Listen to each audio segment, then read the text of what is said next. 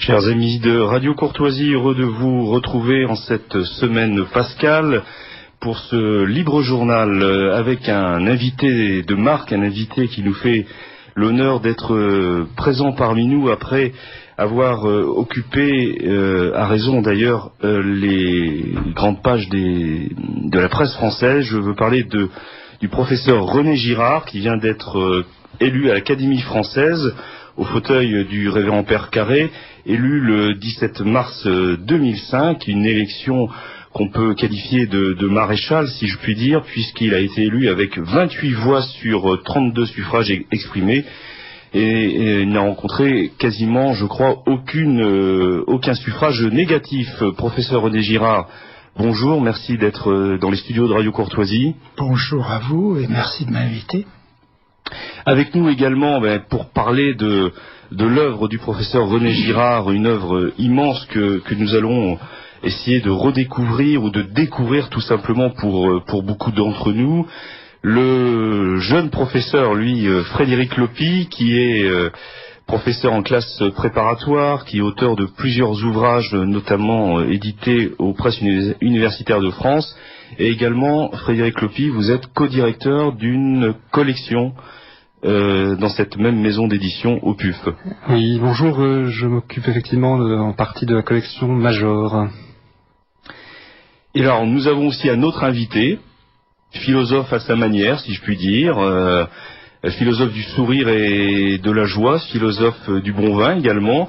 Je veux parler de Daniel Amiche. J'ai cru que vous parliez de Jean-Baptiste Chaumet. Non, il est là aussi, mais je parle de Daniel Amiche qui vient que les auditeurs de Radio Courtoisie connaissent bien sûr, puisqu'il a son émission assez souvent sur cette antenne, mais qui viendra nous parler aujourd'hui de toute autre chose, de l'affaire Kinsey, dont il va nous révéler les tenants et les aboutissants.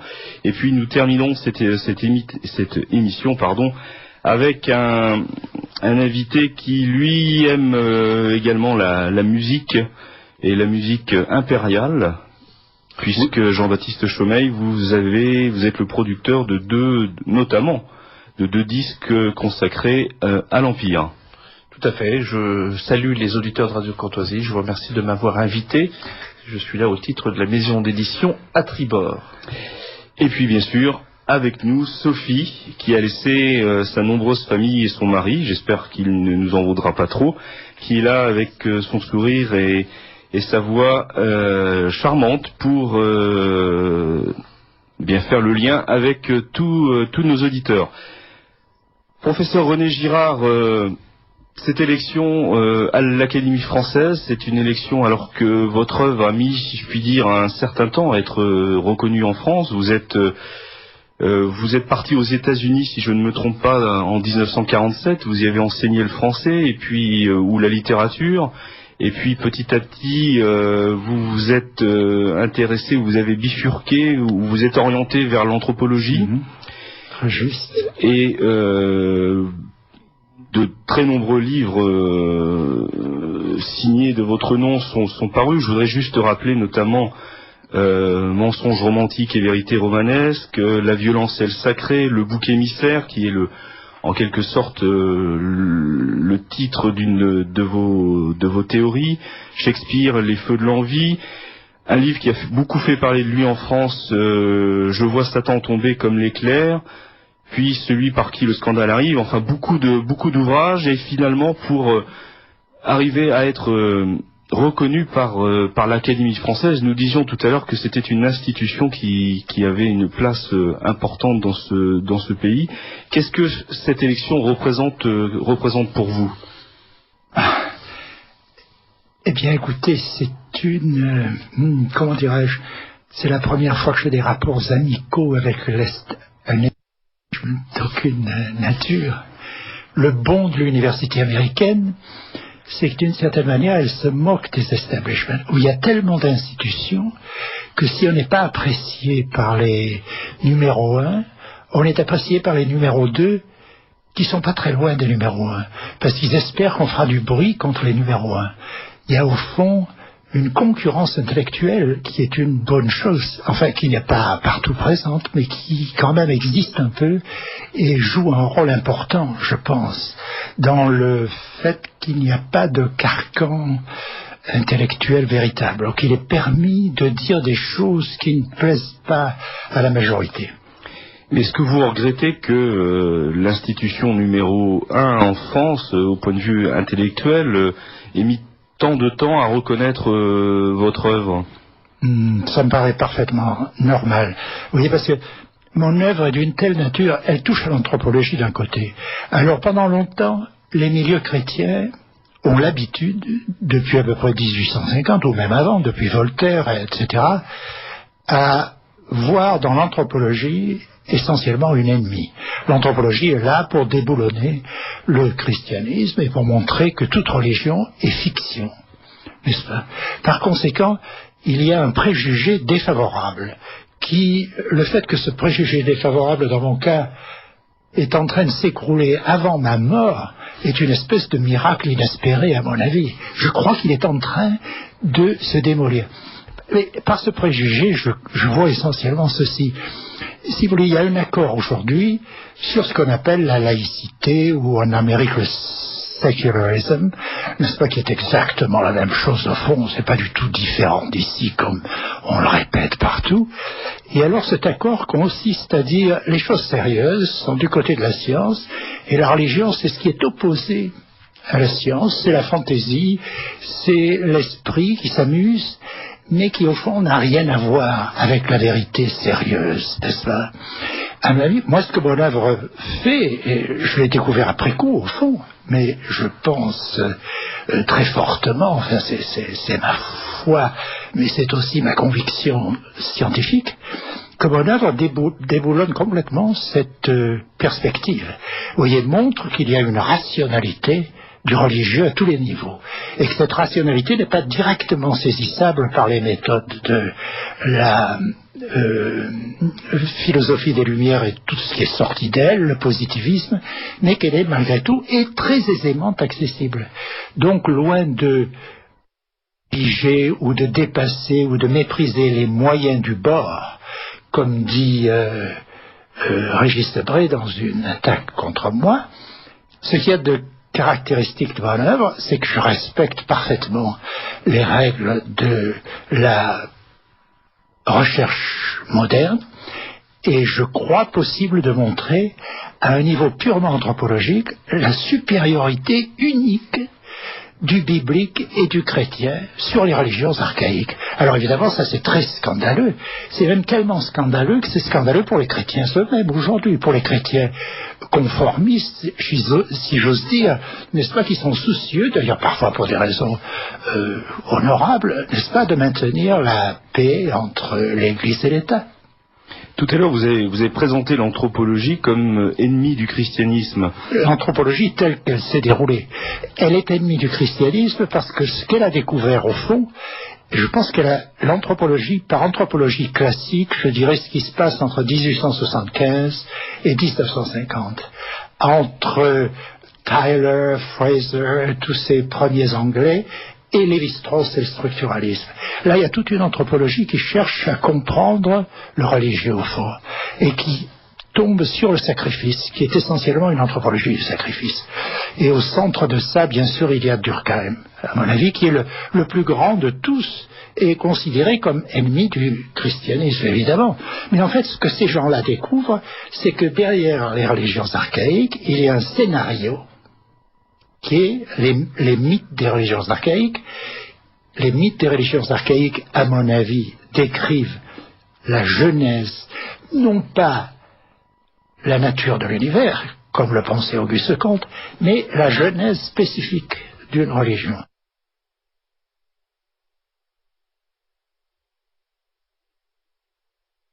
Cette genèse spécifique d'une religion, c'est une crise, suivie d'un drame.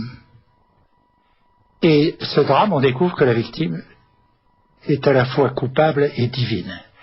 Donc ce drame est extrêmement proche de la passion, n'est-ce pas?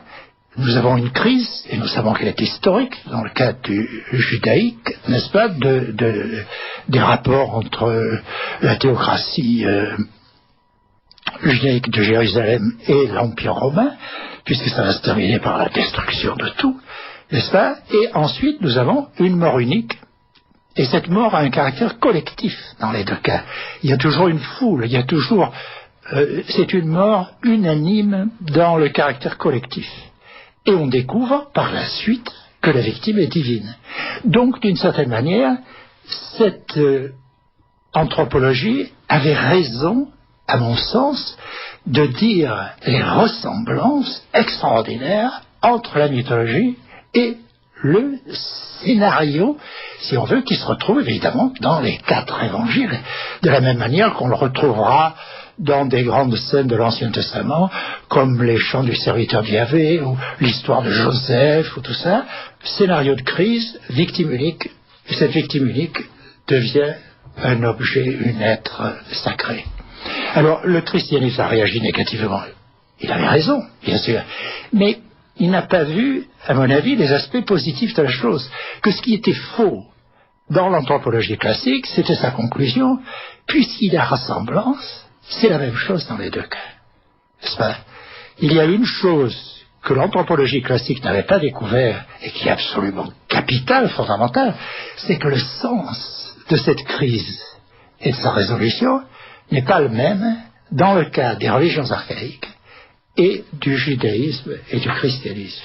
Dans les religions archaïques, la victime est coupable. La victime a toujours commis le parricide et l'inceste qu'on lui reproche.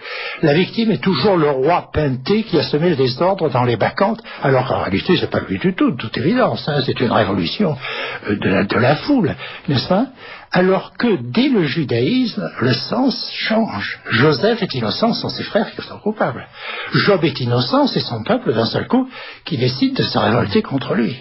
Le Christ est innocent.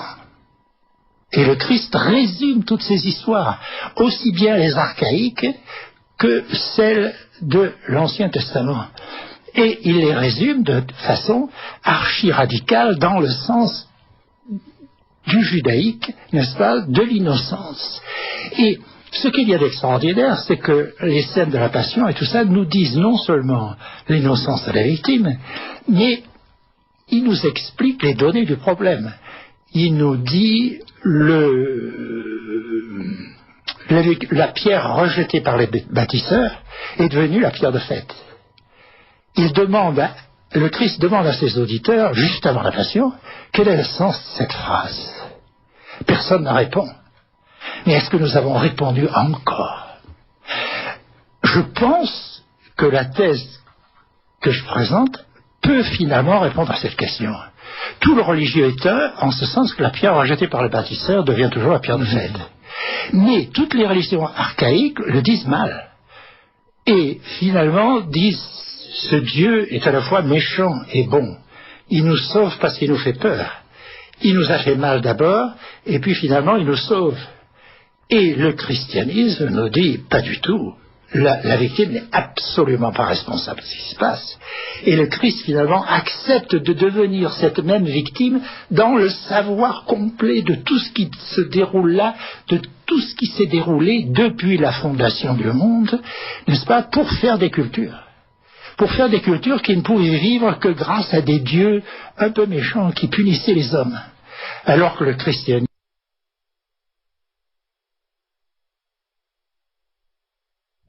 essentiel nous dit, eh bien les amis, c'est pas vrai. Et le seul moyen de se défendre contre la violence, ce n'est pas de la reporter sur d'autres victimes dans des sacrifices qui répètent cette mort réellement, n'est-ce pas, et qui d'une certaine manière vous libèrent de votre colère, parce que c'est de la colère humaine finalement, de l'orgueil humain, de l'envie humaine qu'il est toujours question, n'est-ce pas? Eh bien, il faut voir que Dieu a accepté d'être lui-même cette victime pour sauver les hommes. Mais que les hommes doivent le reconnaître et cesser justement le comportement qui a toujours été le leur et qui exige toujours le même type de sacrifice. Donc nous sommes dans un monde qui est à la fois bien meilleur et bien pire que tous les autres, parce que nous ne disposons plus des protections qui caractérise les univers archaïques, les protections sacrificielles, du fait qu'il y a toujours des moyens, des sacrifices d'abord, puis des guerres, toutes sortes de moyens pour écarter la violence, pour l'empêcher de devenir la violence totale qui nous menace aujourd'hui. Le fait que cette violence nous menace aujourd'hui, pour moi, est absolument essentiel. L'Apocalypse, les textes apocalyptiques sont en train de devenir scientifiques. Scientifiquement crédible, et plus que crédible, n'est-ce pas? C'est la chose la plus extraordinaire. Pour essayer de faire voir ça, le jour où il va y avoir un moment où ceci deviendra beaucoup plus visible qu'aujourd'hui, n'est-ce pas? Et ou alors, si vous voulez, toute la propagande anti-religieuse que nous avons subie. Car au fond, la propagande anti-religieuse au niveau des religions archaïques est aussi absurde, c'est finalement que le cynisme qui la rend absurde et qui nous fait voir cette absurdité, mais en même temps qui nous montre la signification et l'utilité de toute religion. Vous écoutez Radio Courtoisie. Alors peut-être, je ne sais pas si nos invités veulent... Frédéric Lopi, oui. Oui, professeur René Girard, vous nous avez bien montré le lien qu'il y a entre la violence et le désir mimétique, et comment cette violence est régulée par l'expulsion, le sacrifice du bouc émissaire. Et comment est-ce que vous pourriez nous éclairer le fait que dans le cas du Christ, cette victime innocente demande qu'on l'imite? Il y a une sorte de demande, d'imitation de la part de la victime. Elle demande qu'on l'imite parce que c'est la victime qui change toutes les lois archaïques et les remplace par cette seule loi, la non-représailles. Tu ne feras pas aux autres ce qu'ils te font, mais tu leur feras, tu te conduiras envers eux comme tu désires qu'ils se conduisent envers toi. N'est-ce pas? À partir du moment où on adopte cette règle, il est bien évident qu'on va échapper à toutes ces rivalités, mais c'est la règle la plus difficile, évidemment, à accepter. Et c'est l'exigence absolue. Donc il y a un lien absolument, comment dirais-je, logique entre l'offre du royaume de Dieu, si vous voulez, et l'Apocalypse. À partir de maintenant, nous sommes dans le sérieux. Nous ne sommes plus dans l'enfance de l'homme où on leur donnait des petits sacrifices pour les amuser, pour les empêcher de se tuer. Nous vous disons la vérité et vous avez le choix entre le royaume de Dieu et le royaume de Satan. Alors, parce qu'il y a 2000 ans que ça dure, les hommes s'imaginent que ça n'a pas de sens. Mais justement, c'est en train de devenir réalité au niveau le plus concret. Au niveau le plus concret des événements quotidiens que nous entendons, des menaces qui pèsent sur le monde, menaces sur la nature, menaces qui viennent de la guerre, qui au fond sont les mêmes, et nous savons tous désormais que ces menaces n'ont rien à voir avec la nature, avec les animaux, avec les démons, etc.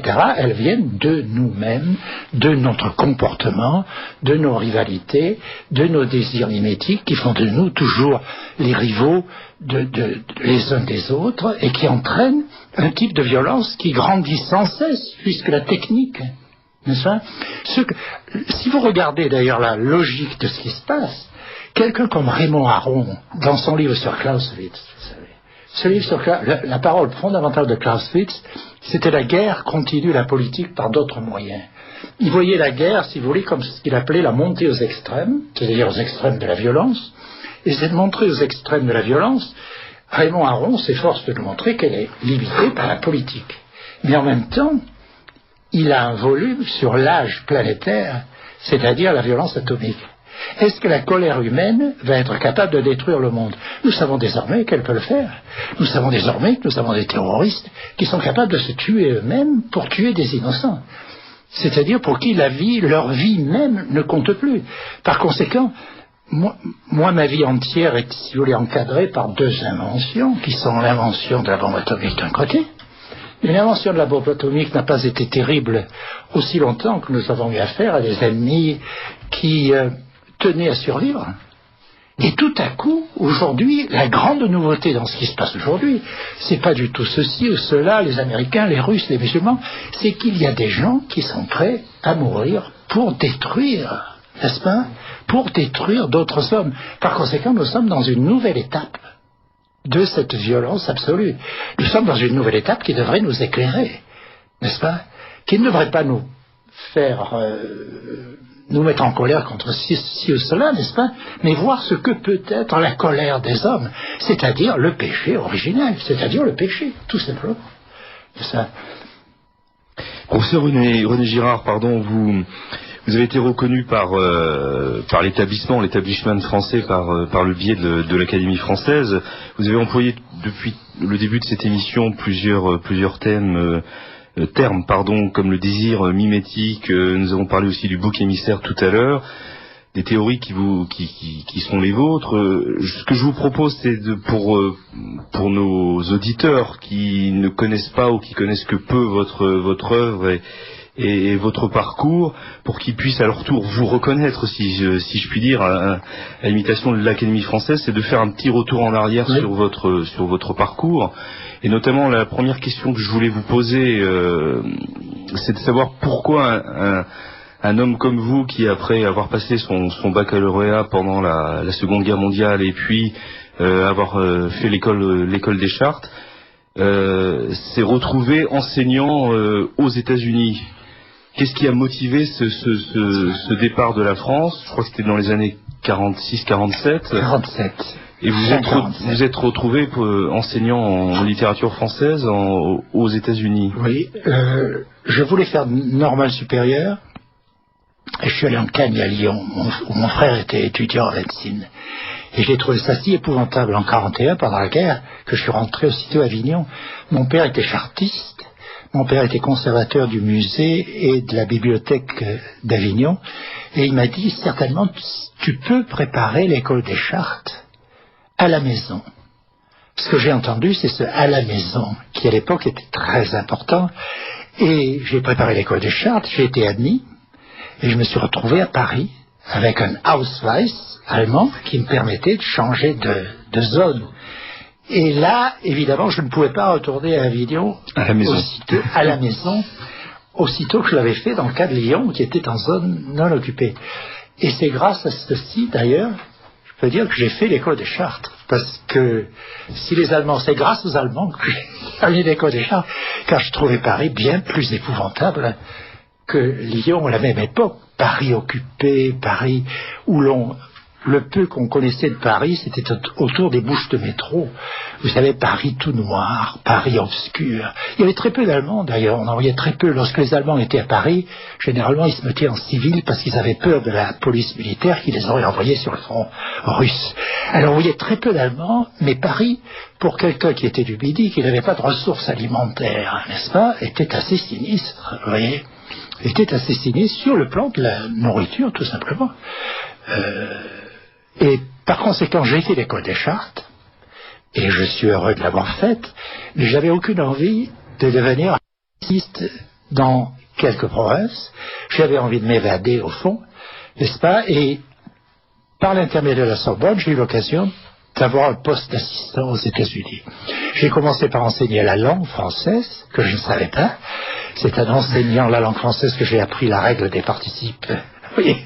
Donc j'ai constaté par la suite que beaucoup d'écrivains français ne la connaissaient pas, mais quand on est obligé d'enseigner, pour apprendre les choses, rien ne vaut l'enseignement.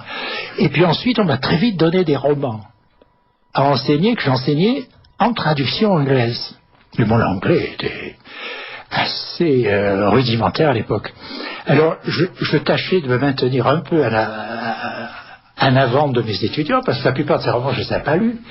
J'avais quand même lu du Proust et du Don Quichotte et tout ça. Je me disais, qu'est-ce qu'il faut raconter à ces étudiants pour les intéresser à ces textes? Et moi, ce qui m'attirait, au fond, c'était les ressemblances entre ces œuvres. Et en particulier, les ressemblances psychologiques et le phénomène de rivalité, des phénomènes qui m'ont amené, au fond, à ce dont je parlais tout à l'heure, la rivalité mimétique. Vous voyez, ces personnages qui désirent tous la même chose. Alors, est-ce que vous pouvez pour nos auditeurs qui ne vous ont pas lu, qui ne vous connaissent pas bien, nous expliquer ce qu'est le désir mimétique. Voilà. Le désir mimétique, il faut prendre des exemples. Vous voyez, nous vivons dans la croyance absolue à la sainteté, en quelque sorte, du désir humain. Le désir humain ne peut pas faire de faute. Mon désir est bien à moi et à personne d'autre. Or, si vous regardez la première grande œuvre d'amour dit romantique, dans le monde occidental, c'est la Divine Comédie de Dante. C'est le 5e chant, l'histoire de Paolo et Francesca. Paolo et Francesca, son beau-frère, ils sont amants, et ils ont été tués par le mari de Francesca.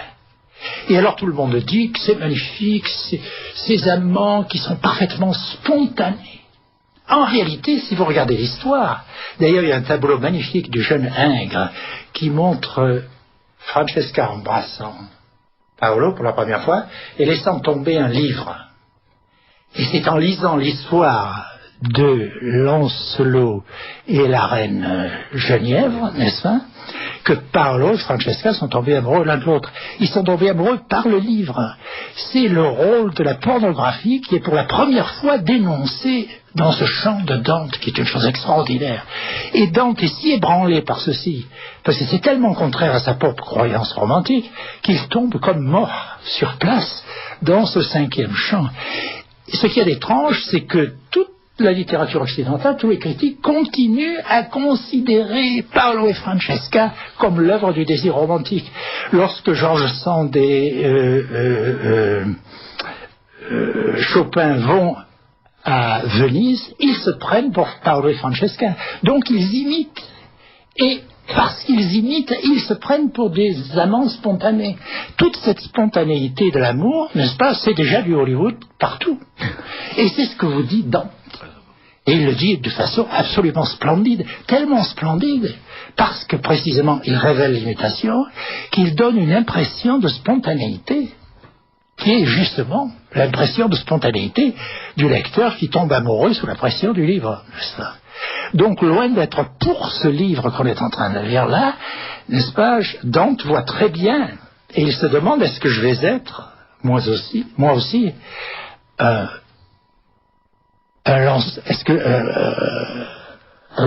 romancier de chevalerie. Ce sont les mêmes œuvres de chevalerie qui jouent pour Don Quichotte, qui jouent pour Emma Bovary, au fond, n'est-ce pas, et par la suite. Mais les modèles humains sont encore plus dangereux. Même pour Emma Bovary.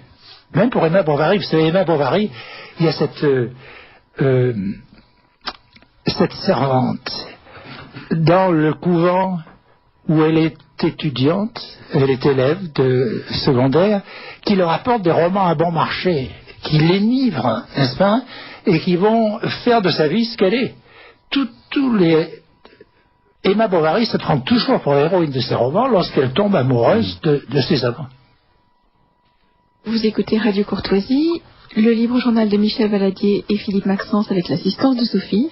Et nous recevons ce matin Monsieur René Girard de l'Académie française, Frédéric Lopi, écrivain philosophe, Daniel Aniche, écrivain, et Jean-Baptiste Chaumeil pour la maison de disques à Trébord.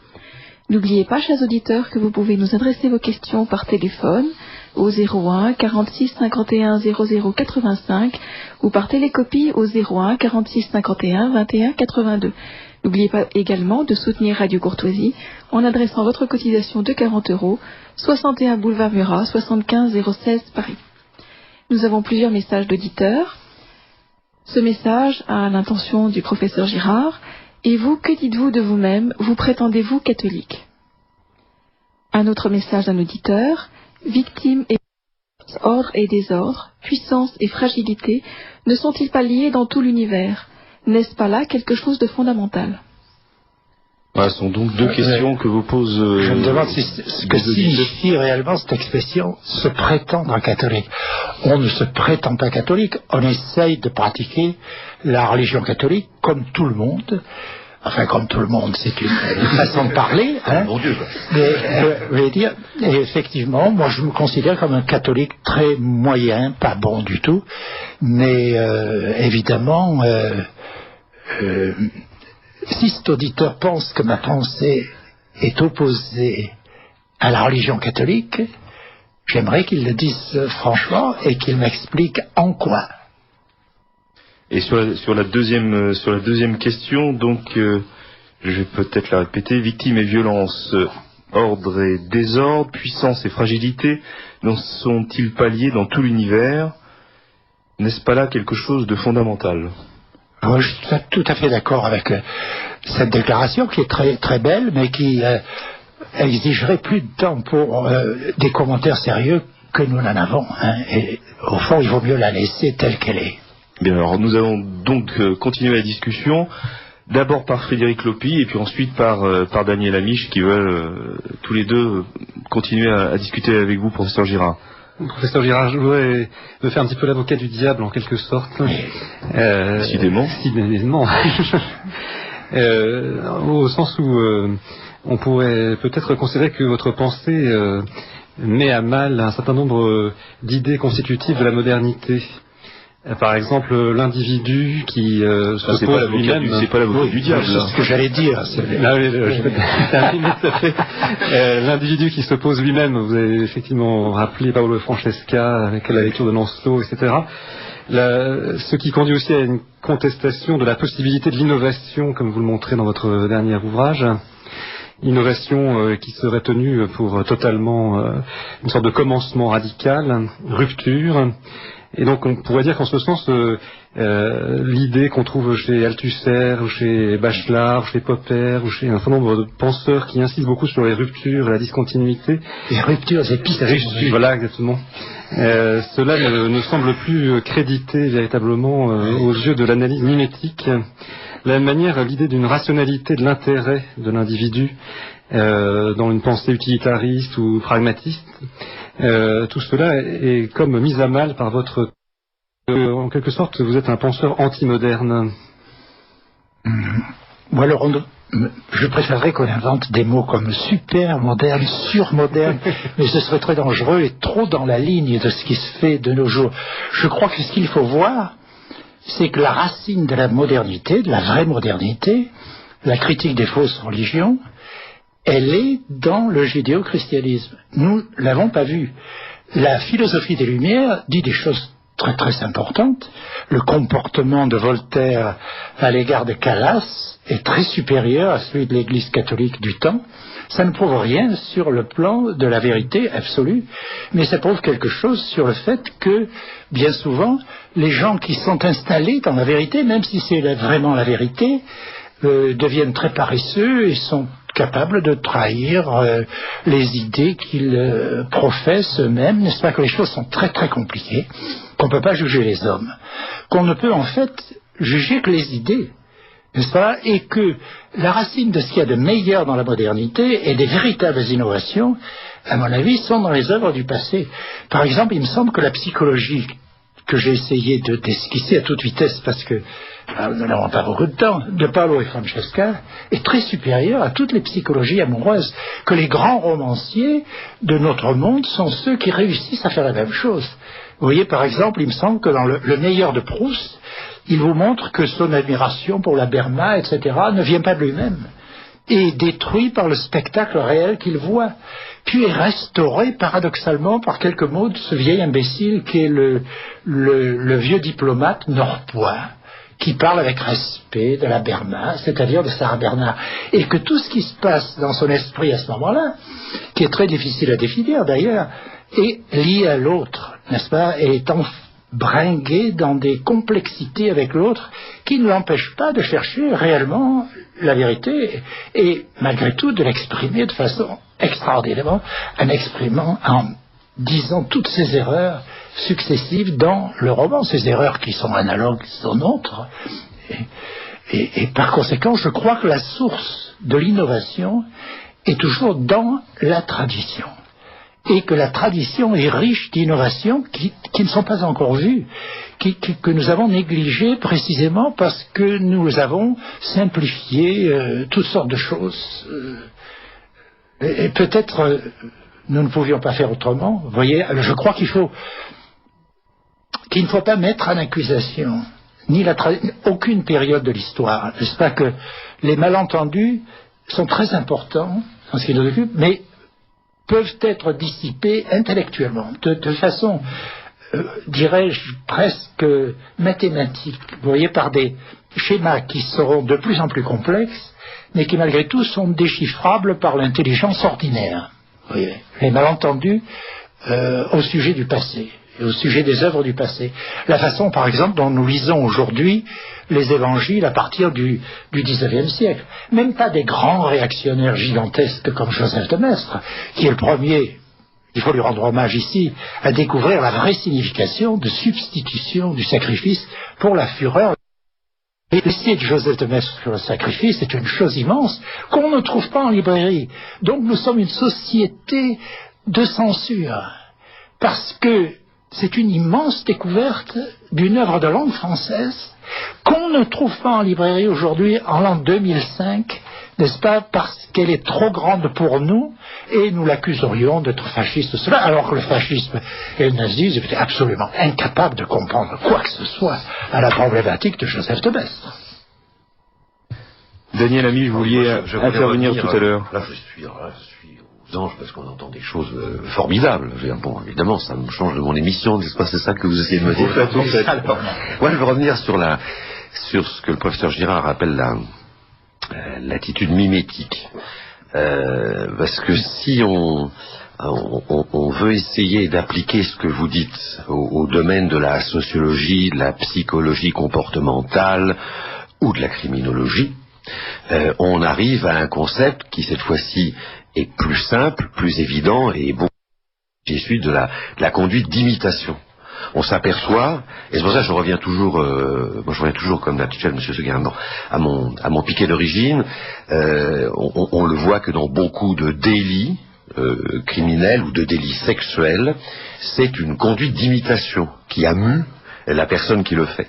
On a vu beaucoup de délinquants sexuels avouer avoir été précipités dans ces débordements par des lectures pornographiques. Par des lectures pornographiques ou des films. Ou des films pornographiques. Bien. Où l'on voit donc que l'image, le texte, cette libération qu'on veut absolument de tout ce dévergondage est en fait un dissolvant universel du lien social et des sociétés en général. On en revient donc un petit peu à mon affaire c'est pas mon affaire d'ailleurs, cette affaire de Kinsey, le film qui sort le 6 avril sur les écrans français. Et pour lequel, avec mes amis de l'Homme Nouveau, dont le rédacteur en chef est ici présent, que je salue respectueusement, nous essayons de nous battre pour montrer que non seulement Kinsey était un imposteur au plan scientifique, mais était aussi un grand corrupteur. Grand corrupteur. Et parce qu'il était un grand corrompu. Parce qu'il était aussi un grand corrompu, vous avez raison de le préciser. Alors ça veut dire quoi? Ça veut dire qu'on va assister, il est absolument évident, là je veux dire, moi je suis pas quelqu'un de très intelligent et je n'ai aucun don de prophétie, mais j'ai un nez qui ressemble beaucoup à une truffe d'un bon chien de chasse, et je sens ces choses-là. On va assister, de toute évidence, à un panégyrique généralisé de la personnalité d'Alfred Kinsey, puisque le film éponyme qui sort dans quelques jours est un film qui est tourné à sa gloire, où on passe absolument sous silence vraiment la cochonnerie que cet homme a pu avoir dans son âme, dans son esprit, et ce qu'il essaie de justifier de ses propres débordements. Nous ne sommes pas tous des saints, nous sommes tous des pécheurs, et nous commettons beaucoup d'actions qui sont répréhensibles, mais nous n'en faisons pas un système d'auto-justification. Il y a ceux qui pratiquent l'auto-justification, ceux qui pratiquent l'autocritique, il y a ceux qui pratiquent la pénitence et la reconnaissance des péchés. Alors voilà ce que je veux dire, ça m'intéresse beaucoup cette histoire d'attitude mimétique qui, renvoyée à un domaine un peu plus lambda, qu'on appelle la conduite d'imitation, est un dissolvant universel des sociétés. Alors là, je vais vous dire quelque chose qui est très secondaire par rapport à ce que vous dites, mais bizarrement, j'ai connu Kinsey personnellement. Parce que il était à l'université d'Indiana, Bloomington, Indiana, et c'est l'université où j'ai commencé. Et à cette époque-là, tout le monde savait qu'il était en train de faire cette immense enquête, etc.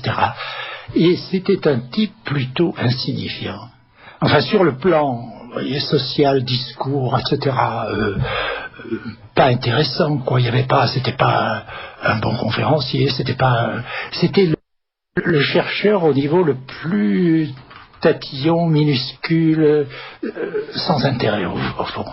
Vous voyez, quand les zoologues ou les zoologistes ou les entomologistes se prennent pour des anthropologues afin de justifier leur propre débordement, il y a quand même du souci à se faire pour la science. Si je peux vous interrompre, il faudrait peut-être préciser pour nos auditeurs qui ne savent pas qui est Kinsey. Il y a beaucoup parmi les générations les plus récentes qui n'ont jamais entendu parler de Kinsey et de son rapport sur quoi, rapport sur qui.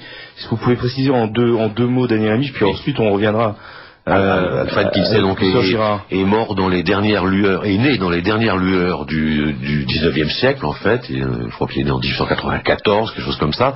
Et puis il est mort dans les après en 56 ou un peu plus tard que 56, 57.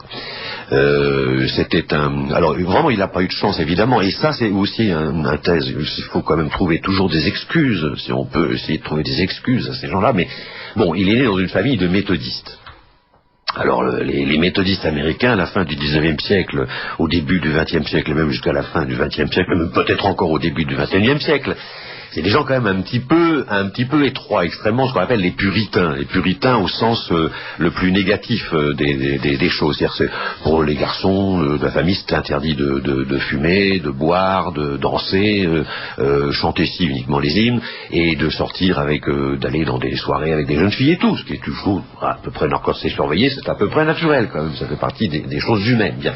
Et il est né dans cette famille extrêmement rigide, extrêmement stricte, et évidemment la solution que lui a trouvée, ça a été de faire absolument tout le contraire de tout ce qu'il a vécu dans son milieu familial. C'est souvent le cas, surtout chez les adolescents, à un moment de révolte. On tord le bâton dans l'autre sens. Alors que la vérité de l'homme, la vérité de l'anthropologie humaine, elle n'est pas là. Elle n'est pas entre une pibonderie absurde et contraignante et un dévergondage total. Elle est ailleurs. Elle est ailleurs. La vérité est ailleurs, comme on dit dans un certain feuilleton. Et il a fait des études relativement modeste. Il s'est spécialisé c'était un zoologue, enfin un zoologiste, c'est pas comment on dit, c'est zoologiste, non? Quelqu'un qui s'occupe, un zoologiste qui s'occupe des petites bêtes, surtout entomologie, puisque sa grande spécialité c'était la guêpe. C'est intéressant quand même. Non mais il n'y a pas que son métier, c'était la guêpe. Et puis il semblerait qu'à une certaine époque, de la fin des années 30, des étudiants mariés ou fiancés de son campus, donc dans l'université de l'Indiana, lui aient demandé sur la sexualité humaine.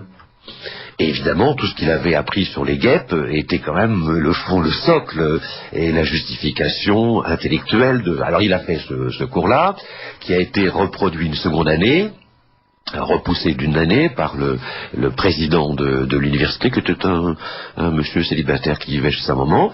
On a oui, je suis toujours un peu long, mais déjà on sentait chez Kinsey, parce qu'il y a le Kinsey officiel, celui mais justement c'est le Kinsey officiel qu'on ne connaît pas non plus. Le Kinsey officiel, c'est donc un monsieur qui a développé d'une façon un peu maniaque, un scientomaniaque, qui a développé un questionnaire sur la sexualité humaine, à base de 350 questions, d'ailleurs dont on n'a jamais pu avoir communication de son questionnaire. Et donc soupçonne aujourd'hui, dont on a affirmé, alors là je ne suis pas capable, mais beaucoup de chercheurs américains disent que ces statistiques sont fausses. Ça ne peut être que faux. Pourquoi ça peut être que faux? Mais pour des raisons très pratiques. Les raisons pratiques, c'est que quand il commence son étude sérieuse entre guillemets, sur la sexualité des mâles américains, enfin des hommes américains, ça s'appelle Sexual Behavior in Human Male, c'est dans les années 40, beaucoup de jeunes américains sont sous les drapeaux. Il y a que très peu d'étudiants qui sont disponibles sur son campus pour leur poser des questions qui sont des questions d'une telle intimité sur les comportements sexuels qu'aujourd'hui on considérerait ça comme du harassement ou une intrusion punie par la loi. C'est des questions invraisemblables. Cette attitude. Voilà, exactement, c'est invraisemblable. Donc qu'est-ce qu'il fait? Eh bien, pour trouver des gens qui veulent parler de façon si intime de la façon qu'ils ont de pratiquer l'acte sexuel, eh bien qu'est-ce qu'il va Il va chercher des délinquants sexuels. Évidemment, donc toutes ces statistiques sont faussées puisqu'il s'appuie sur un échantillonnage qui est lui-même absolument perverti, déviant et délinquant. Et après, il extrapole les statistiques qu'il obtient sur des échantillons qui ne sont pas représentatifs à la société tout entière américaine. Et il en arrive aux conclusions qui sont des conclusions mais d'une telle extravagance qu'on ne comprend pas que ce type n'ait pas été enfermé dans les petites maisons là-bas, ça devait exister les petites maisons, que 95% des mâles américains étaient des gens qui avaient une sexualité déviante. Soit ils pratiquaient l'adultère, l'homosexualité, la sodomie, la bestialité, la pédophilie, enfin tout, 95%. Tout cela était un fou renforcé par la situation des universités.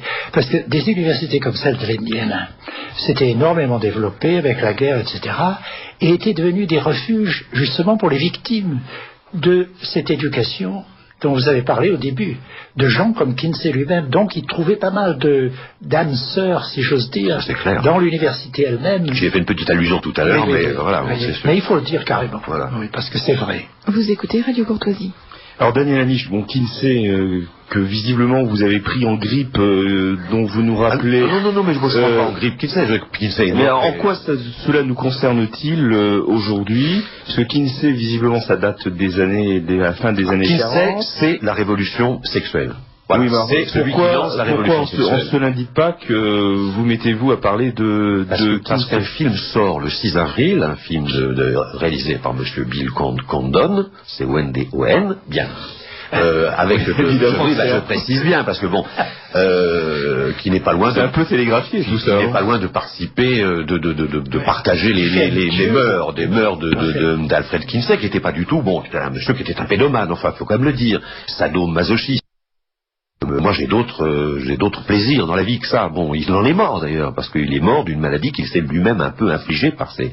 Je m'excuse pour les auditeurs qui écoutent ça au moment déjeuner, mais enfin, par des pratiques sadomasochistes. Alors en plus le personnage était tout à fait extraordinaire, parce que il était un raciste. En plus il était raciste. Il n'a jamais voulu avoir ni juif ni noir dans son équipe. Et quand il a fait des statistiques sur la sexualité de la femme américaine, il a refusé un échantillonnage de 354 femmes noires américaines au motif que c'était pas représentatif de la population, mais il a pris par contre 35 femmes qui, elles, pratiquaient des relations sexuelles avec des animaux. Oui, c'est intéressant comme échantillonnage. Bien. Et cet homme était un anti-chrétien primaire, secondaire et crétacé supérieur. Ça faut dire qu'il était tout à fait excellent. Il abominait la morale judéo-chrétienne, qui est le seul truc qui tient. Je veux dire, il y a eu, évidemment, aujourd'hui, les choses ont évolué depuis le 19e siècle. Peut-être que l'Église catholique avait sur des questions de sexualité humaine, qui est toujours, la sexualité humaine c'est une chose absolument magnifique, puisque c'est le bon Dieu qui l'a créée pour. Et Jean-Paul II dit très bien, et il le dit avec beaucoup de puissance, et je crois vraiment que ce sont des textes qui méritent d'être médités, que la sexualité de l'homme et de la femme, le rapprochement de l'homme et de la femme, la réintégration de l'humanité dans un seul par l'acte sexuel, c'est comme une icône de Dieu. Une icône. Parce qu'il y a une transcendance. Mais qu'à partir du moment où la sexualité devient à soi-même sa propre fin, elle devient une idole. Et nous devenons idolâtres de la sexualité. Ça, ce sont des choses fortes. Ça, ce sont des choses que Kinsey n'a pas aperçues. Parce que c'est un intellectuel extrêmement médiocre qui a, encore une fois, voulu justifier ses propres débordements sensuels par des justifications, des pseudo-justifications scientifiques. Si je comprends bien, donc un film va sortir à la gloire de Kinsey, qui fait le panégyrique de cet homme, peut-être sans d'ailleurs rentrer dans les détails en montrant qu'il était raciste, parce que ça se porte assez mal on ne le dit pas dans le film, on s'en garde bien. Hein. Mais on ne dit pas qu'il était pédomane non plus. Hein. Donc, ce que vous voulez faire, c'est avertir les auditeurs de Radio Courtoisie du danger que représente Kinsey. Oui, il faut la vérité sur Kinsey, hein, puisque le film se prétend la vérité sur le personnage. Non, ce n'est pas un homme qui a libéré l'humanité d'un refoulement sexuel, c'est un homme qui a participé à l'aliénation, comme ce dévergondage sexuel est une aliénation. Daniel Amiche, comme l'heure tourne, et que nous avons quand même le professeur Girard avec nous, on va abandonner Kinsey pour revenir à des choses, si vous me permettez, nettement plus intéressantes. Mais je voulais quand même signaler juste pour les auditeurs qui voudraient et qu'il faudrait avertir, parce qu'il est temps peut-être, notamment pour les plus jeunes. Je crois que vous avez traduit Alors, on est en train de traduire un livre un ouvrage qui est paru aux États-Unis qui s'appelle The Kinsey Corruption, qui sera chez nous Kinsey le corrupteur. Bon, la traduction est terminée en temps de saisir. Par contre, nous avons déjà édité donc aux éditions de l'Homme Nouveau une petite brochure qui est un extrait de ce livre, c'était destiné à l'origine aux moyens de communication, à la presse, pour quand même avoir une contre-offensive vis-à-vis de tous les débordements qu'il va y avoir. Ça s'appelle Kinsey en quelques questions-réponses. Ça a été édité aux éditions de l'Homme Nouveau. C'est 19 questions, 19 réponses. On apprend l'essentiel de ce qu'il faut savoir sur Kinsey, son œuvre et ses pompes.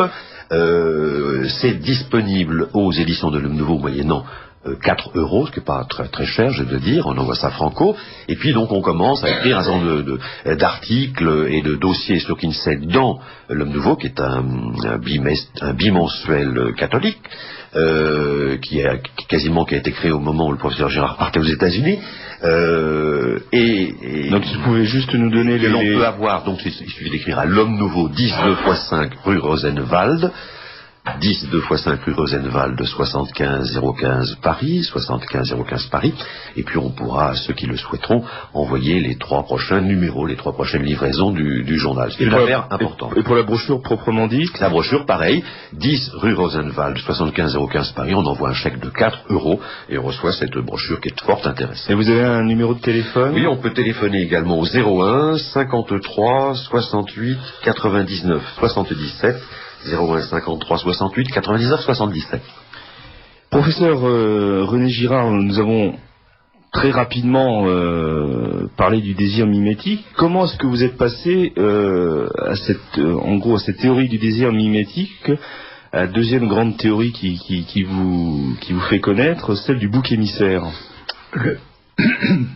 Le mimétisme rassemble les hommes, n'est-ce pas?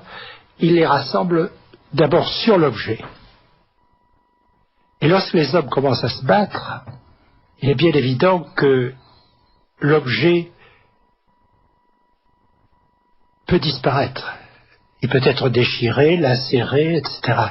Il y a une tendance pour l'objet de céder la place aux rivaux eux-mêmes, qui jouent un rôle de plus en plus grand à mesure que la lutte s'intensifie. Donc le mimétisme va se porter, lui aussi, va bouger avec ce mouvement général. Il va se porter vers les rivaux. Et comme il a tendance à s'accumuler, s'il y a 2 individus qui soudainement choisissent le même ennemi, il y en aura tout de suite 3. Lorsqu'il y en a 3, ça fait boule de neige. Et par conséquent, l'expression bouc émissaire est très trompeuse. Parce que elle n'est pas trompeuse du tout, parce que justement, elle signifie d'abord un rite du Lévitique, qui, le jour de Yom Kippur, le grand prêtre choisit 2 boucs, etc. Et il y en a un qu'on envoie à Azazel. Il pose ses mains sur lui, tous les péchés passent sur lui, etc. On se débarrasse de lui. L'autre est sacrifié normalement. Mais, dans notre monde, l'expression bouc émissaire ne signifie pas ça du tout.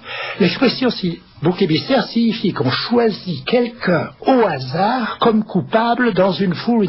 Ceci prouve que loin d'être nouvelle, ma thèse, nous la connaissons tous. Et nous la pratiquons. Nous savons que derrière le bouc émissaire du Lévitique, il y a un phénomène psychologique que nous connaissons, et la preuve, c'est que nous utilisons à chaque instant. Par conséquent, si Dieu voulait faire notre procès, il dirait, est-ce que vous n'utilisez pas bouc émissaire dans ce sens-là? Est-ce que vous êtes sûr que vous n'avez pas vous-même de bouc émissaire, que vous n'opérez pas ces transferts, etc. Quel est le rapport entre le bouc émissaire rituel et le sens que vous donnez au bouc émissaire?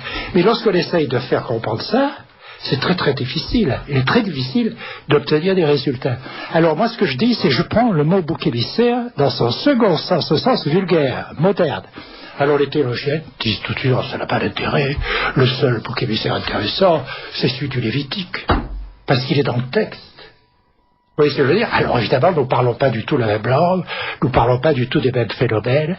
Moi, ce que j'essaie de montrer, c'est que derrière l'expression, il y a un sens vital, il y a une compréhension de la Bible qui nous fait reconnaître notre injustice dans la violence. Et c'est ça qui est essentiel. Et nous ne voulons pas, nous restreignons ce savoir. Ce que j'essaie de faire, c'est de l'élargir. Professeur René Girard, on entend beaucoup parler aujourd'hui du droit à la différence et à toute une série de courants de pensée qui se déclarent différentialistes. On peut dire que cela finit par constituer une véritable idéologie. Et alors, comment est-ce que vous pourriez éclairer ce phénomène et cette réalité à la lumière justement de la prédominance du discours mimétique, parce qu'il y a une sorte de paradoxe. Ce droit à la différence, c'est le droit pour toutes les femmes de montrer leur nombril en même temps, ou pour l'eau de devenir à la mode tellement qu'elle porte la même bouteille dans la même poche, n'est-ce pas? Et ce droit à la différence se manifeste toujours par l'identité dans notre monde. C'est une chose extraordinaire qu'on devrait commencer à constater. On devrait s'interroger sur des phénomènes sociaux fondamentaux comme la mode. Vous voyez? Et si on s'interroge sur eux, on est bien obligé de constater que c'est cette imitation dont vous parlez. Mais à un niveau bien moins dangereux, etc. Il y a des niveaux qui sont insignifiants. Mais les jeunes qui sont si malins, nous dit-on, devraient constater le fait qu'ils sont absolument incapables de... Aujourd'hui, et je suis heureux de le voir, il y a des travaux sur le marketing qui montrent qu'il y a une crise des marques.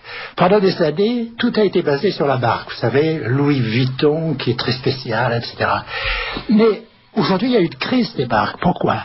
Parce que les marques, dès qu'il y a une innovation véritable, sont obligées de suivre cette innovation. Donc, elles se ressemblent toutes. Et en même temps, elles sont obligées d'être toutes différentes, d'avoir une personnalité. Donc, c'est exactement le même dilemme que toutes les modes. Donc il y a une crise de la marque, évidemment, aujourd'hui. Il y a une crise de la publicité. Plus personne n'y croit, au fond. Ou y croit, n'est-ce pas? Et par conséquent, si vous voulez, cette crise de la modernité devrait mener à toujours plus d'analyse. Est-ce qu'on ne peut pas parler également d'une crise de modèle? Ah bien sûr, parce que la crise du modèle, c'est la même chose. À partir du moment, si vous voulez, où vous possédez l'objet que vous désirez, hein, et l'industrie... Le bon de l'industrie, c'est qu'elle nous dit, vous voulez tous la même chose, mais nous allons vous le donner. Et 5 minutes plus tard, elle nous l'apporte à un prix raisonnable. Et dès que nous l'avons, bien sûr, nous ne l'aimons plus. En fait, ce qui est bizarre, c'est que les modes puissent durer 4-5 ans, etc., sans que les gens s'aperçoivent qu'elles sont toujours le même échec. N'est-ce pas? Mais ils finissent quand même par s'en apercevoir. En même temps, le système tient... Mais on a l'impression qu'il s'use. Regardez par exemple la technologie. Moi j'ai des amis qui ont fait un livre pour montrer que la technologie, justement, et la vente de masse, la production de masse, est un effort pour satisfaire le désir mimétique, donc ça peut durer éternellement. Mais c'est pas vrai. Juste après la guerre, les premières machines à laver, ça suffisait à combler les désirs d'un ménage pendant 4 ou 5 ans d'avoir une machine à laver. Aujourd'hui, 5 minutes tout au plus. Donc ça veut dire que les délais sont de plus en plus petits et que la violence est toujours plus proche. Tout s'accélère, effectivement. Oui. Autrement dit, tout s'use, parce que c'est un procédé sacrificiel comme un autre. Détruire les matières premières de la planète, contaminer l'atmosphère, etc., c'est un autre procédé sacrificiel. C'est donc tout est finalement procédé sacrificiel, c'est-à-dire destructeur de quelque chose.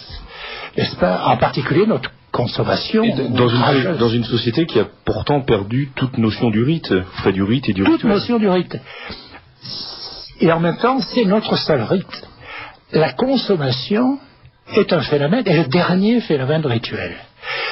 En même temps, on ne peut pas nier que ce soit une grande chose. Dans les pays où la consommation réussit, ça veut dire qu'il y a moins de gens qui meurent de faim, etc., etc. Vous voyez, il faut voir aussi les côtés positifs de tout ceci. Il faut voir l'autre côté, il ne faut pas se limiter à la satire, dans la mesure où notre monde reste marqué de christianisme dans ce qu'il a de meilleur comme dans ce qu'il a de pire. Donc je pense que des gens comme Jacques Maritain, sans l'expliquer, disaient le monde moderne est toujours meilleur et toujours pire. En même temps. Et ça, c'est une parole extrêmement profonde, je crois.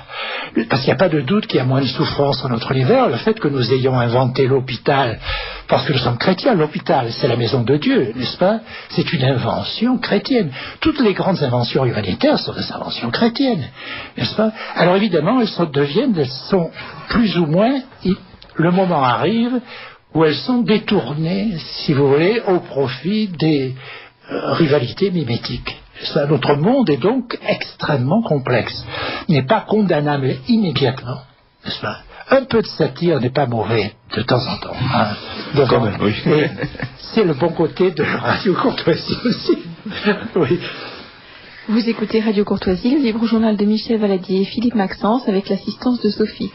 Nous venons d'entendre Monsieur René Girard. Sont également présents dans le studio Frédéric Lopi, écrivain philosophe, Daniel Amiche, écrivain, et Jean-Baptiste Chaumeil. Quelques questions d'auditeurs. Un auditeur demande à Monsieur Girard, pouvez-vous parler plus de votre rapport avec Kinsey? De vos souvenirs, du moins. Oui.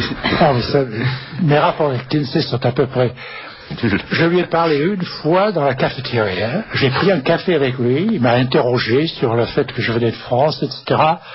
Et Nous n'avons pas parlé de son projet du tout. J'étais au courant de son projet, et c'était peu avant la sortie de son livre, mais mes rapports sont à peu près nuls. Mais quand le livre... C'est pour ça que j'ai dit c'était très secondaire.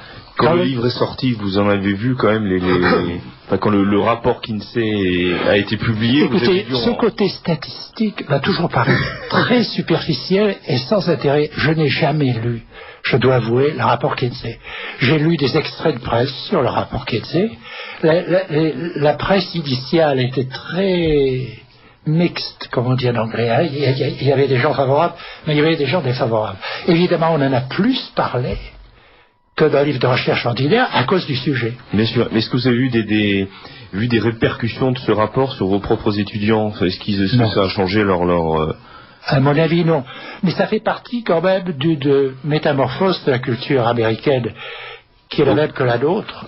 Ça joue un rôle, et étant donné le rôle culturel de l'Amérique, ça s'est répandu partout. Et aujourd'hui, nous avons ce film qui est un témoignage additionnel, mais ça prouve à quel point les gens qui s'intéressent à Kinsey ont peu de choses à se mettre sous la dent. C'est vrai, ça. Le film n'est pas un succès aux États-Unis d'ailleurs. Il n'a pas remboursé ses frais de réalisation. Faut me rassurer. Mais vous me disiez, Daniel Amiche, qu'en France, des villes ont déjà des municipalités ont déjà organisé des concours. C'est scandaleux. Moi, je suis pour qu'on réinvente le pilori, qu'on met tous ces gens au pilori. C'est quand même une... Alors là, on est dans la télévision. Non, franchement... Alors, il y a des concours qui sont faits par le distributeur français, évidemment, et par un site internet qui regroupe beaucoup de grandes villes de France pour dire comment c'est agréable cette ville, qu'est-ce qu'il faut sortir, qu'est-ce qu'il faut aller voir. Là, ils font un concours sur Kinsey, doté évidemment de quoi? De billets d'entrée au cinéma pour aller voir ce film. Alors, on n'a pas fait ça sur La Passion du Christ de Mel Gibson, hein, autant que je sache. Hein. C'est ça, alors que les mêmes qui sont anti-américains dans tous les autres domaines. Oui. Une question d'une auditrice. Estimez-vous possible de maîtriser nos pulsions de violence qui nous animent périodiquement? Ah, ça, c'est une très bonne question. Je crois que, moi je réponds, si vous voulez, en chrétien moyen, comme d'habitude, il faut la grâce de Dieu. Une question d'un auditeur pour M. Amiche. Dans une dernière émission, vous avez évacué Giordano Bruno, brûlé vif par l'Église. Le fait de cette évacuation ne contribue-t-il pas au recul de la religion, notamment en France? Ah non, j'évacue personne. Non, j'évacue personne. Un livre sur le cardinal Bellarmin. Bon, évidemment, Bellarmin, et c'est l'époque de Giordano Bruno, et voilà. Alors, je me souviens plus très bien. Par contre, Bellarmin était un très grand personnage. Je me souviens plus très bien, non, Giordano Bruno. Oui, c'est vrai, l'Église n'a pas fait que... Il faut reconnaître, l'Église, elle est sans tache, elle est immaculée, comme l'est celui qui l'a fondée, mais elle est composée d'hommes qui sont eux-mêmes maculés et pleins de taches. Daniel Amiche, un message aussi vous qualifie de perdre la pudeur. Perdre la pudeur, moi? Parce que vous nous parlez de Kinsey. Ah non, pourquoi? Il ne faut pas parler de Kinsey? Non, je dis simplement, moi, je ne suis pas du tout pudibond, et par contre, la pudeur est une délicatesse de l'âme. Oui, c'est une qualité. La pudibonderie est une erreur. Oui, j'avais une petite question pour le professeur Girard à propos de... Je n'ai pas de position particulière sur la politique des États-Unis en général, et je ne voudrais pas vous mettre mal avec l'université dans laquelle vous travaillez, mais quelle est votre interprétation? Je suis à la retraite de toute façon, puis les universités sont toutes super démocrates. Oui. Et je voulais justement avoir votre avis sur cette idée que, si vous voulez, dans la campagne américaine contre l'Irak, Saddam Hussein, etc., et sur lesquels on peut avoir différentes interprétations. Cette idée qu'il y a toujours, même dans les discours de Condoleezza Rice, la ministre responsable de Affaires étrangères, des Affaires étrangères, cette volonté de toujours trouver un bouc émissaire, justement, de toujours trouver le super Satan qu'il faut sortir qu'il faut massacrer, qu'il faut éliminer, que ça soit, je sais pas, mettons Saddam Hussein, l'Irak ou l'Iran ou je ne sais trop quoi. C'est toujours cette idée qu'on a une espèce de grand nettoyeur états-unien et qu'il faut trouver, on va chercher toujours quelque chose qui représente le grand mal, le grand Satan, etc. Je voulais avoir un peu votre opinion là-dessus, sur cette espèce de retour au grand nettoyage, quoi, le grand monsieur blanc, quoi, qui nettoie. Oui, mais contrairement à ce qu'on semble penser en France, vous savez, les élections américaines n'ont du tout ce que les gens voient. le candidat démocrate, qui n'a pas eu beaucoup de succès personnel, pour des tas de raisons, peut-être, a quand même eu 5 millions de voix de plus que le candidat démocrate qui avait gagné les précédentes élections. George Bush en a eu 8 millions de plus. Mais il ne faudrait pas considérer que le Parti démocratique est mort ou moribond. Simplement, le Parti démocratique a peut-être ce qu'il a fait de mal, et ce qui est difficilement compréhensible en France, c'est qu'il a minimisé ce qui est en train de se passer en ce moment sur le plan mondial. Et j'ai l'impression qu'en France, on a une forte tendance à faire la même chose, vous voyez, à pas voir qu'il y a quand même, pour des tas de raisons dont certaines sont parfaitement valables, une espèce de mobilisation commençante de ce qu'on appelait jadis le tiers-monde contre le monde développé, et qui est d'autant plus redoutable qu'ils ont beaucoup d'enfants et nous n'en avons pas. N'est-ce pas? Par conséquent, si on regarde les projections sur le plan purement géopolitique, on est obligé, un politicien, de s'inquiéter. N'est-ce pas? En France, on réussit à cacher ces choses admirablement. À l'époque de Munich, on n'était pas encore tout à fait capable de faire ça. Mais aujourd'hui, on est arrivé au point où le mal absolu, c'est de penser en termes stratégiques, même de façon gratuite et, vous voyez, absolument innocente. Il n'y a pas de façon innocente de penser en termes stratégiques, bien entendu. Mais on arrive à ignorer ces choses de façon extraordinaire. Alors, la réaction américaine est une réaction, et la réaction occidentale qui a été celle de la France jusqu'à la Seconde Guerre mondiale. Vous voyez? Mais qu'est-ce qu'il arrive? Il est bien évident que l'Amérique s'est trompée dans l'affaire de Saddam Hussein, et maintenant les gens s'en rendent compte. Donc même parmi les électeurs de Bush, il y en a certains qui comprennent qu'il s'est trompé sur l'Irak et qui sont parfaitement au courant de la vérité qui est que les Irakiens n'avaient pas d'armes de destruction massive, etc.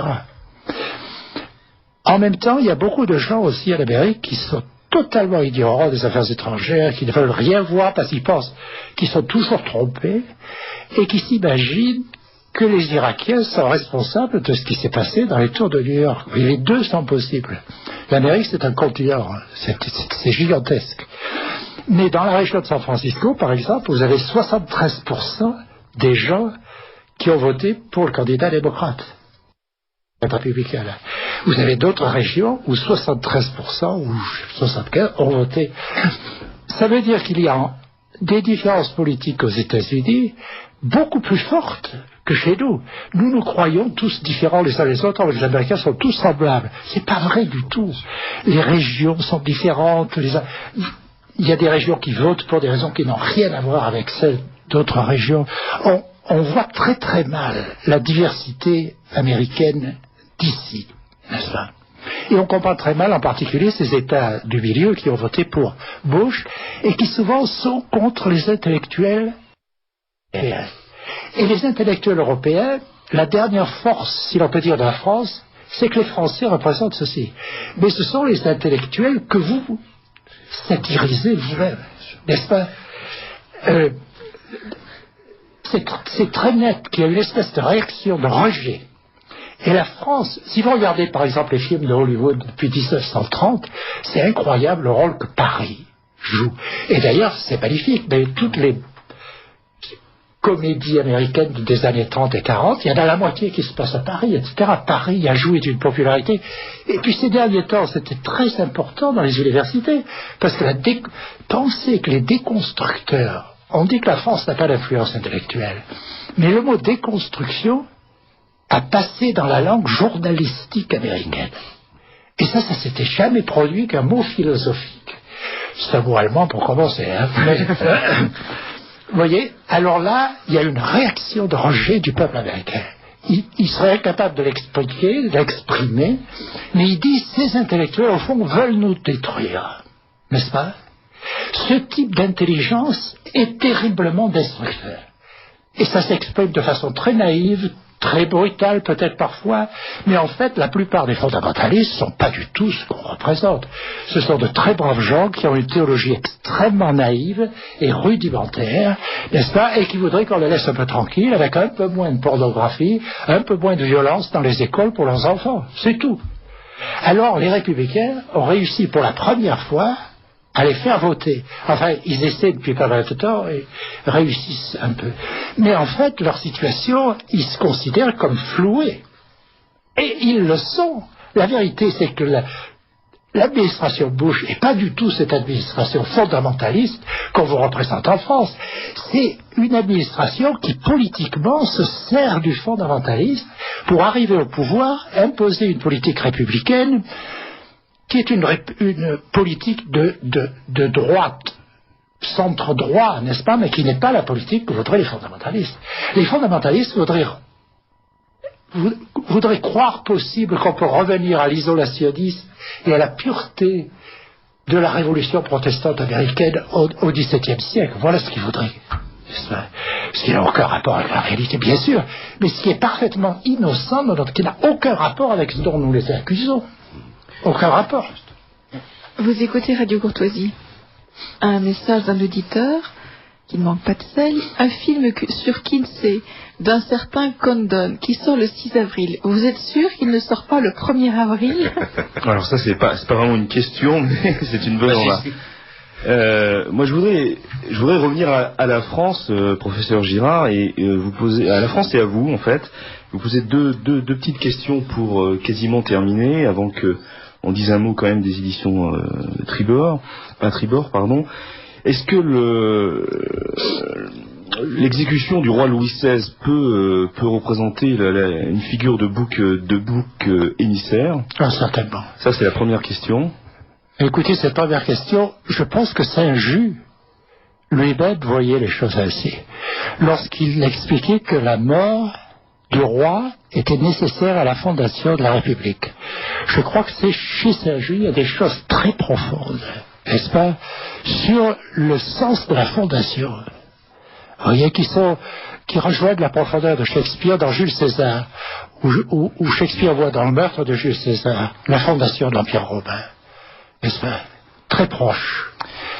Alors la seconde question qui vous concerne plus directement et plus intime, c'est que dans un de vos derniers ouvrages, Les origines de la culture, qui est un livre d'entretien, qui est peut-être un livre qu'on peut conseiller aux auditeurs qui voudraient d'ailleurs découvrir assez facilement votre parcours, votre œuvre et votre pensée, vous dites à un moment que vos travaux vous ont conduit à vous convertir au christianisme. Enfin, du moins, je l'interprète comme ça, à revenir au christianisme. Oui. Est-ce que vous pouvez nous expliquer en quoi ces travaux vous ont conduit vers le christianisme? Souvent, lorsque je dis si, alors on me dit, votre christianisme donc est purement intellectuel, etc. Je dis non, parce que l'expérience dont je parle, mon expérience de chercheur, n'est pas purement intellectuelle, elle est anthropologique. Et j'ai perçu qu'il n'y avait pas d'anthropologie sérieuse sans religion. Au fond, le plus grand sérieux, le fait que l'anthropologie de 1875-1950 était plus sérieuse que la nôtre, c'est qu'elle sentait ça. Elle est revenue au religieux, et puis elle a échoué devant le religieux. N'est-ce pas? Mais elle s'intéressait fondamentalement au religieux. Alors moi j'ai fait cette découverte, mais je pense être allé au-delà, bien sûr, où je ne penserai pas ce que je pense, et je pense que comme toutes les sciences sociales commençantes, l'approfondissement de la société, du social, ramène au christianisme. Merci professeur Girard pour ce témoignage et pour cette explication. Je suis désolé d'interrompre un peu brutalement cette discussion avec une personnalité telle que vous. D'ailleurs, les auditeurs de Radio Courtoisie ne le manquent pas de le signaler. Malheureusement, nous avons très peu de temps. Je voudrais juste, avant de donner la parole enfin à Jean-Baptiste Chomeil, réagir à un mot d'un auditeur qui parle peut-être un peu trop vite, puisqu'il se plaint de l'ami Daniel Amiche, qui parle évidemment toujours beaucoup. Je voudrais quand même rendre à César, si je puis dire, ce qui appartient à César, parce que sans Daniel Amiche, nous n'aurions pas aujourd'hui le professeur René Girard dans ces studios. Je crois que c'est l'anecdote que je vais raconter, et d'abord elle est vraie, et elle signale la qualité des deux hommes, c'est que René Girard se trouvait dans une rue de Paris quand Daniel Amiche, qui ne manque pas d'air, l'a abordé et me l'a immédiatement présenté, ce qui fait que nous avons pu faire cette émission. Ce qui montre aussi la grande simplicité d'un homme comme le professeur René Girard, qui d'abord s'est laissé aborder par une espèce de je sais même plus comment un individu comme ça qui lui est tombé dessus et qui a accepté immédiatement de venir dans les studios de Radio Courtoisie pour cette émission. Mais je connais des auditeurs de Radio Courtoisie, donc Radio Courtoisie m'était recommandé par des auditeurs, des parents, un beau-frère en particulier, qui me dit mais tu devrais écouter Radio Courtoisie, il y a des reportages formidables. Non seulement vous avez écouté, mais surtout on a eu le grand plaisir de vous écouter. Alors j'avais invité préalablement, c'est pour ça que je l'ai maintenu quand même, Jean-Baptiste Chaumeil, pour qu'il nous parle très rapidement, hélas, de deux, mais vous reviendrez, de deux disques que vous venez de produire, historiques, consacrés à l'époque qui personnellement n'est pas mon époque préférée, mais dans l'histoire de France, mais consacrés à l'époque impériale.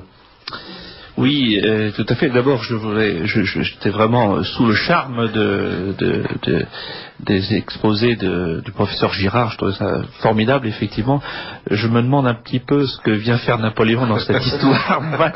C'était tout à fait. Et je ne veux même pas dire que Napoléon est un bouc émissaire. Non, mais effectivement, Radio Courtoisie s'honorerait de faire des 3 heures, 4 heures d'exposés de René Girard. Ça serait extraordinaire. On pourrait produire d'ailleurs des CD à cette occasion. Je m'inscris si vous êtes candidat. Oui, c'est ça, les éditions à Tribord, dont je suis un des associés, viennent de sortir, c'est une jeune maison d'édition qui a moins d'1 an, et cette maison d'édition vient de sortir 2 disques, non pas à la gloire de Napoléon, puisque je vais me faire écharper par Daniel Amiche ou Philippe Maxence, mais expose, disons, un certain nombre laisse à entendre un certain nombre de chants et de musique d'époque napoléonienne. Alors, le but de cette maison d'édition, à Tribord, c'est de donner au public un certain nombre de documents historiques. Alors, évidemment, nous avons recherché, mais nous n'avons pas trouvé la voix de Napoléon. En fait, nous avons trouvé quelques partitions qui sont jouées dans ces disques par la garde républicaine.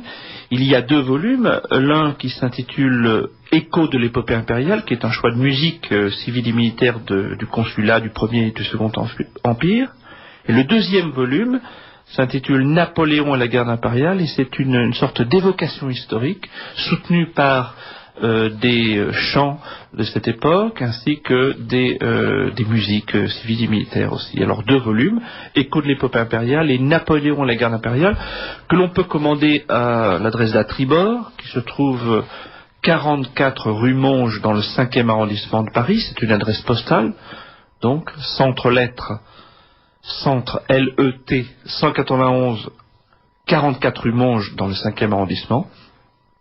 Et chaque disque qui est étayé d'un puissant livret d'une 20aine de pages, très bien illustré. Merci Philippe de soulever cet aspect-là des choses. Peut-être commandé. Tellement magnifiquement illustré que mes garçons se sont empressés de me voler le disque, que je n'ai pas retrouvé depuis que j'ai eu la chance de le recevoir. Eh bien, il faut mettre à profit les petites vacances de Pâques pour ranger, cher Philippe, et retrouver ça, mais je vous en donnerai d'autres.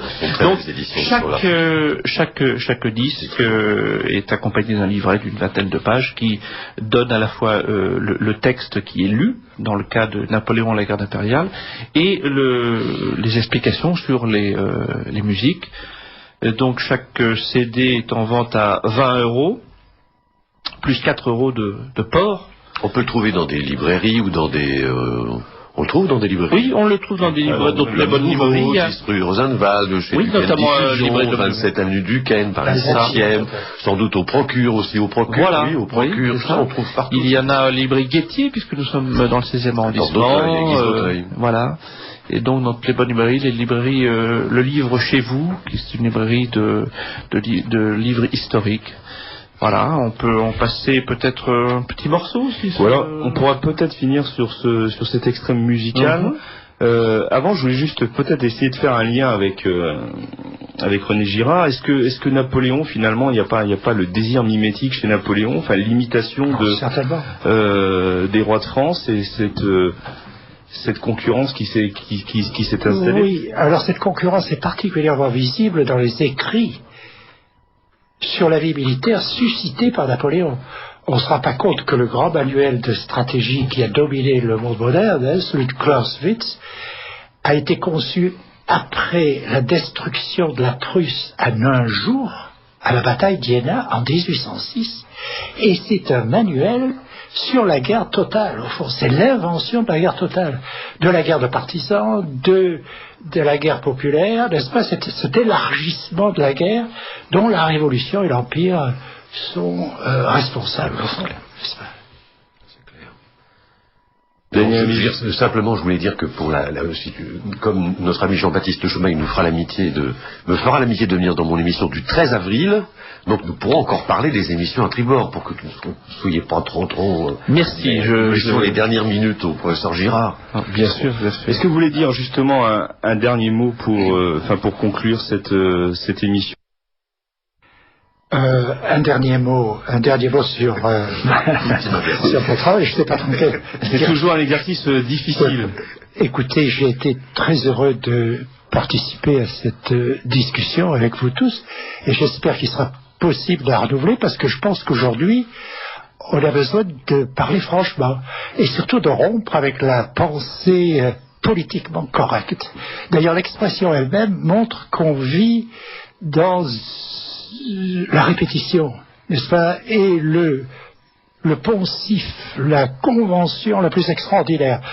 Tout le vocabulaire de la nouveauté, de l'extrémisme, de la révolution est en quelque sorte monopolisé par une pensée qui est terriblement vieillissante, qui est la pensée directe des Lumières, qui essaye de se prolonger. Je crois que ce que les gens vont découvrir massivement bientôt, c'est que le religieux n'est pas cette baliverne que nous disent les médias, nous répètent, mais que bon ou mauvais, dangereux et bénéfique, il est quelque chose d'indispensable à toutes les communautés. L'intérêt du darwinisme dans la considération du religieux, c'est qu'à la différence du positivisme, il vous dit, lui, le religieux a trop duré pour être une mode, pour être simplement un récit, comme nous disaient les constructeurs. Il a forcément une fonction essentielle dans la société.